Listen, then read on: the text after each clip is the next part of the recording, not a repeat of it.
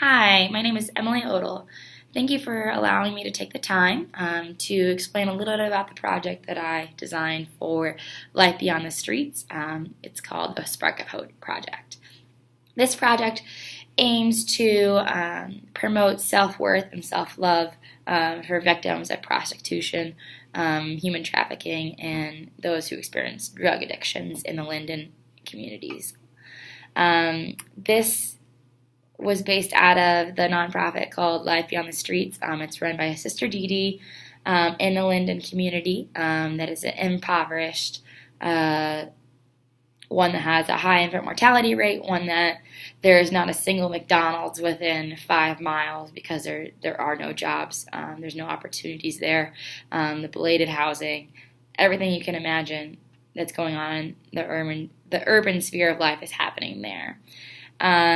The center is open 2 days a week, 2 hours on Monday and Wednesday, because Sister Dee Dee opened because she's a huge heart for the community, as she used to be a prostitute, but she's not paid to be there, and it's purely out of the kindness of her heart that she's there.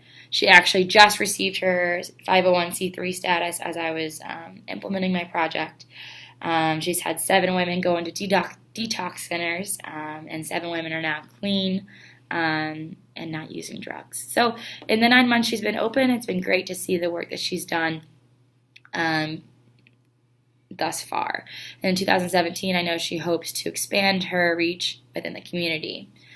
When we think about human trafficking worldwide, it's a huge issue. Human trafficking, there are about 5 million people who are trafficked within the United States. Within Ohio, we know that if you are involved in human trafficking as a victim, you are 88% most likely to be involved in the human sex trafficking.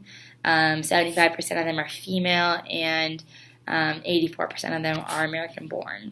We know that the average age of entry for girls is 12 to 14, and for boys it's 11 to 13. There were about 3,000 children that we know are at risk for falling into human trafficking, and that's usually because they come from very unstable homes with parents who do drugs, with parents who are abuse them. Most of them have contact with the county child protective services. So very tumultuous background that really the systematic abuse they receive in their home, along with being raised within these impoverished communities, really warps their mental capacity to take care of themselves. And most of the human trafficking survivors show signs of PTSD. So they have stress, they have anxiety, they have depression, they have uncontrollable thoughts about suicide. Sometimes they can't control their anger, things like that. So the program is really aiming at the heart of teaching women how to, when they feel these feelings come on, how to calm themselves.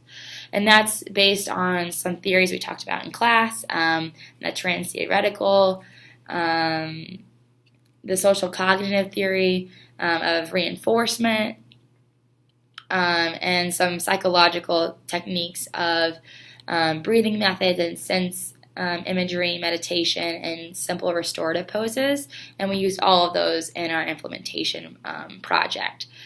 Now, when we implemented our project, we had a great success. We had 13 total participants. 6 were repeat participants in the 2 sessions we held, which were on Monday and Wednesday. As soon as the participants got there, they filled out a pre-session survey that really tested for their what they are on the worthless scale. So that can be asking questions as I might as well give up because I can't make things better for myself. My past experiences have prepared me well for my future. So it really allowed us to see where to serve as a benchmark of where they were Monday at the start and Monday at the finish, and then Wednesday at the start and Wednesday at the finish. And then as well, we did an I am poster, which I'll show you. This is mine, where we wrote down positive things that were true about ourselves. And then we did yoga, we did therapeutic breathing, and some sense imagery where we went to the beach and met with our favorite person. So it lasted about an hour each time, and it really was a fluid conversation.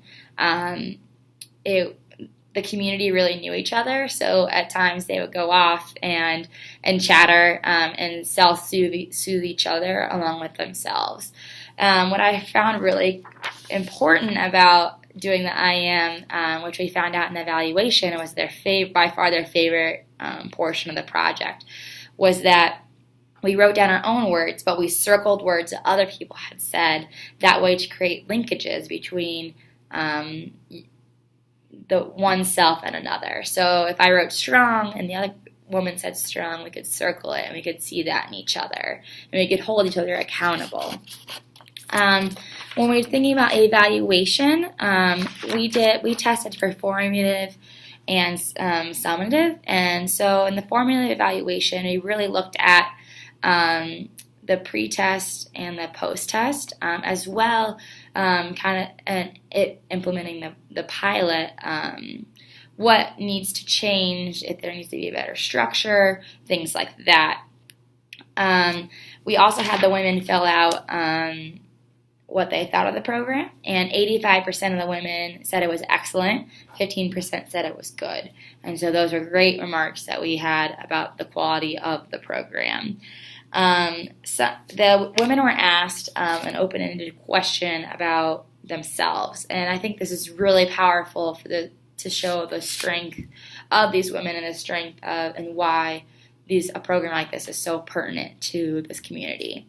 One woman wrote it, I want to improve my self-worth and self-love because I feel stunted potential. I want to break through and thrive, not just survive. Another wrote, to be more valuable to my family, friends, and loved one, and to improve my quality of life. And another wrote, to gain better self-understanding and feel better about me.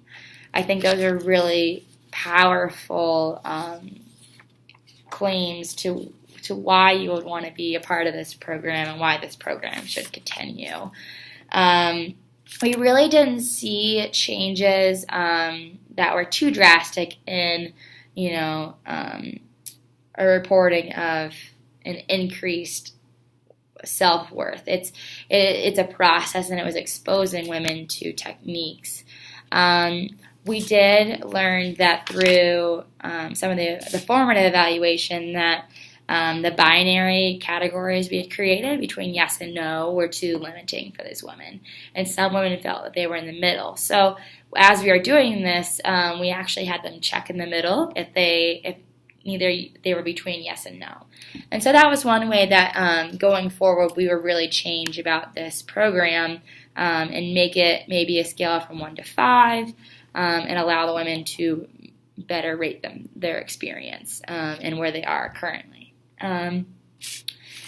And thinking about the sustainability of the program, I think it'd be really valuable to have this maybe once a month at Life Beyond the Streets, and have the pre and post test numbered with the women. That way the women themselves could actually see, week to week or month to month how they felt about certain aspects that we were studying for. These techniques are really simple. So Sister Dee Dee, once we talked about it and we actually implemented, she felt really confident in her abilities to carry it forth. As well, it's a completely free program. I did write a budget, and so things like art supplies, I wrote myself a stipend for $1,000. It was about $1,200 I ended up asking for. Some factors that were implemented that caused some issues were the shooting at Ohio State happened that day. So it really affected, we think, the women in the community. And so that, I think, is even more the reason to have this program continue offering self-worth and self-love promotion within the prostitutes of the Linden community. Thanks.